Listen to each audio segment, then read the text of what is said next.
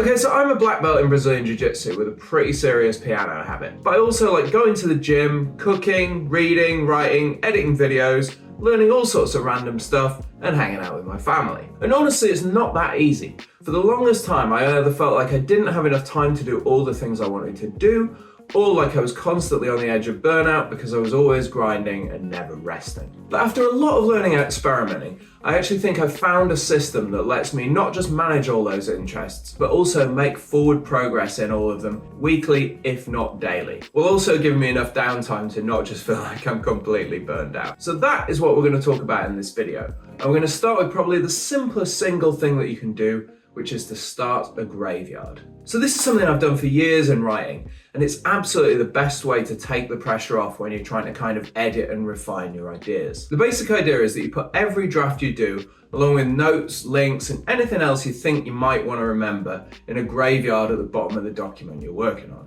And then you just stop worrying about it. It's always there if you want it, and sometimes you will go back to it. But what it really does is make the process of deleting things from your current draft feel easier, because you know you're not deleting anything permanently. But the point is, this is something you can do with your interests too. So for instance, I'd quite like to get better at improv piano, cake decorating, surfing, making campfires, and doing that sort of weird card manipulation thing that isn't quite magic but looks really cool. But I'm not really in a position to work on any of that right now. So all of that goes in the graveyard, along with any like projects or ideas I have that I haven't quite got the time to work on right now. So that might mean a book that I've got an idea for, an essay that I want to write, or a video that might be cool but isn't quite right for this channel, so it has to wait until I've got time to prioritize it. And I'm not saying I'm never going to do this stuff. I actually revisit my graveyard quite a lot, just in case something in it sparks something off, or if I've got like time to do a little side project and I fancy doing something fun. But by having it written down, I don't actually have to stress about it.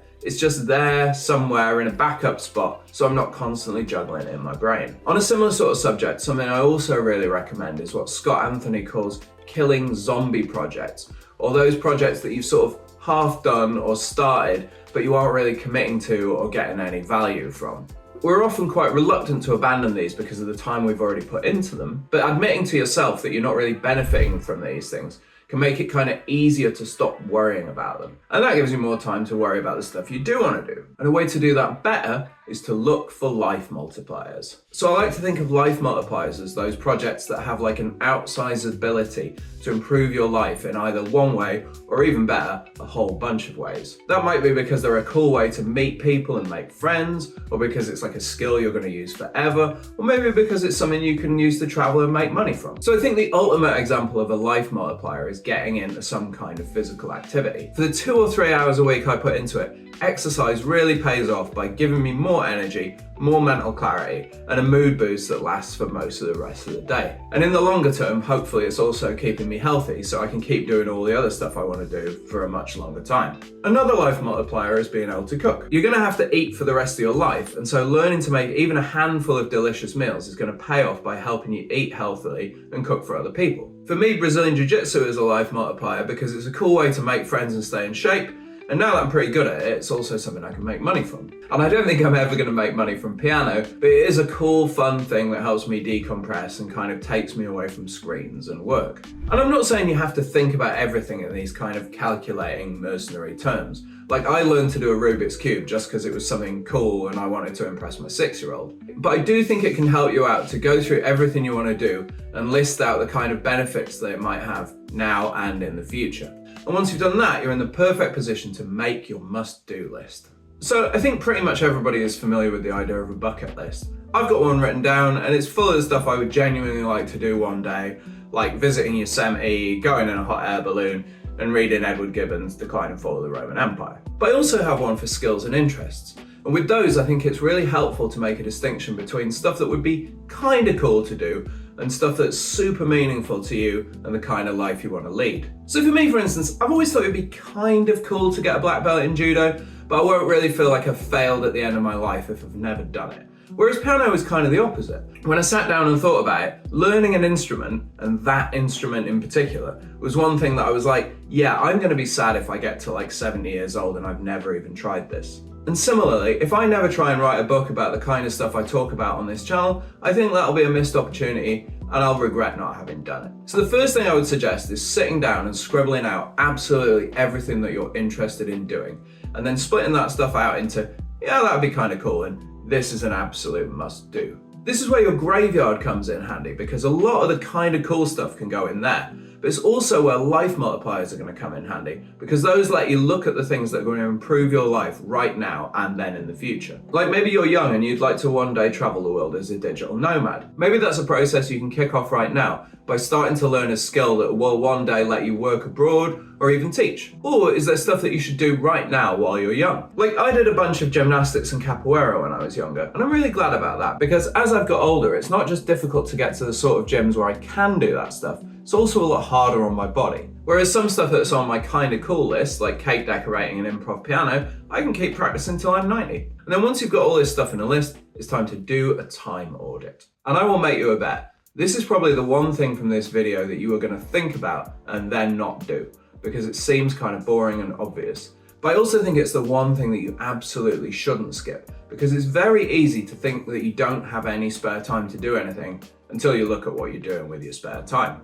So for instance, I recently got into a video game called S.U.P, and it's a nice, not too challenging way to just chill out at the end of a long day. But when I looked at all the little 10-minute bouts of it I played over a recent week, I was like, that is actually quite a lot of time that I could be spending moving forward in another one of the many things I want to do. So you can either do this with a pen and paper or on a spreadsheet, but what I really recommend is trying to record your daily activities in as much granular detail as you can, like right down to little 10-minute bursts of stuff here and there, and doing it as soon as you've done the activities so that you don't forget them. If you sit down at the end of a long day and go, oh, how long did I spend like looking for something to watch on Netflix before I actually sat and watched it, you're probably going to underestimate it. And how long you do this audit for is really up to you. I think 3 days is the minimum, but a week is really good, and 2 weeks is even better.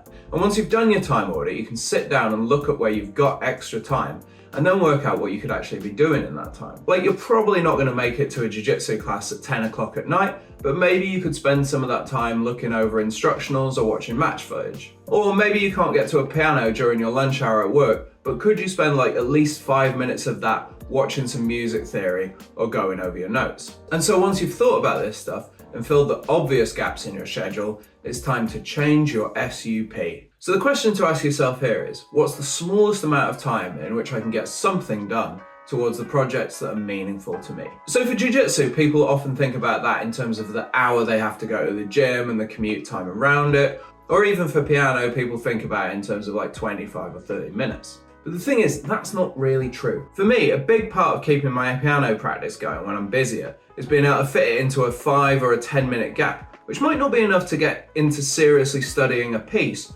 but is definitely enough to work on some technical skills or some sight reading. And in jiu-jitsu, even on a day when you can't actually get to the gym, it's pretty easy to watch 5 minutes of an instructional or go over some class notes, or even just do a handful of band movements to keep yourself in shape for the days you can train. So what I would suggest here is to grab a post-it note for each of your main interests and write down your S.U.P number, which is the smallest unit of productive time you think you can spend on it. And then the important bit is write down what you're going to do during that time and make it as specific as possible. Being specific means you'll be able to jump straight in when you get 10, 5, or even a couple of minutes of spare time. And that will make you better at the next bit of advice, which is to avoid 0 days. So we all hear the story of the tortoise and the hare when we're kids, and then we go, yeah, slow and steady wins the race, I get it. And then we kind of forget about it. But that story really does have an important lesson when it comes to practice, because there are a ton of people, let's call them hares, who'll totally throw themselves into a new hobby for a few days or weeks. But there are far fewer tortoises who'll commit to investing time over months or even years. And if you want to be more like a tortoise, because they win in the end, then what I think is really valuable is to try and make every day a non-zero day, which basically means doing a little bit of work towards whatever you're trying to get better at every single day. And there are 3 reasons this is a good idea. First, if you're moving forward, you are going to get where you're going eventually, however slow your progress is. Second, it builds good habits, which is obviously really helpful. But finally, and maybe most importantly, because it keeps whatever you're doing on your mind so that your brain's always working on it. And I think there's a lot to this. If you do something for like an intense week and then stop, then you're going to forget a whole bunch of it. But if you do 5 minutes a day, it stays. Some people find it helpful to have a streak of non-zero days, I don't really worry about that, but I do try never to have 2 non-zero days in a row. So if I miss a day on a project, I make sure that that project is prioritized the next day. But I also think there's another important thing to consider here, which is to think like an orange farmer. So I read this book Tomorrow and Tomorrow and Tomorrow earlier in this year, and one line that I absolutely loved from it is one character's grandmother saying, "Life is very long unless it is not," which kind of sums up the themes of the entire book, and seems like kind of an obvious thing to say, but actually feels more meaningful and helpful the more I think about it. Because the thing is, life is long, and you actually might have plenty of time to do everything you want to do, but also maybe you won't. So that probably means you should try and plan for the future, but also try and make sure you're making the best of every day. So what does that mean? In a book called Organize Tomorrow Today, performance optimization coach Tom Bartow talks about the idea that there are 2 categories of productive behavior: activities that produce immediate financial results and activities that bring about a consistent supply of revenue generating opportunities. So he uses the analogy of being an orange farmer. Short-term revenue means picking fruit, but long-term cultivation is about taking care of the trees, planting new ones, that sort of thing. And this sounds kind of obvious, like surely every job does that. But Bartow's point is that you should be making time to focus on both long-term and short-term activities every day. So I think the way to think about this with hobbies and interests is to mix up making short-term immediate gains and also working on skills that are going to be beneficial over the long term. This has kind of the side benefit that you get the dopamine hit of quick wins, but you are also laying down the foundation for making longer term wins that kick in when those quick wins stop coming. So in BJJ, for instance, you might learn a few moves that work almost immediately, but also put some time into drilling a foot sweep that might take 1,000 reps before you pull it off in sparring. And I think that you can also work on ways to do this in a non-zero days way. So for instance, if you've got 15 minutes to practice piano, you can spend 5 on technical drills like chromatic scales and trills that are going to be important for learning the really complex piano repertoire that you learn down the line, and then you can spend 10 on whatever piece you're working on in the moment. So I think one of the best uses of your time right now, if you're juggling multiple interests, is to sit down with a pen and paper and go through this stuff and make a plan. And I will put a step-by-step guide to how to do this in the video description. But I also think there's one more thing to bear in mind. Because I mentioned life multipliers earlier in the video, and there are a handful of those that I think are so powerful and beneficial to your life that I think everyone should take the time to learn them. And in this video, I explain what they are and give the best resources that I've found for learning them fast. I will see you over there.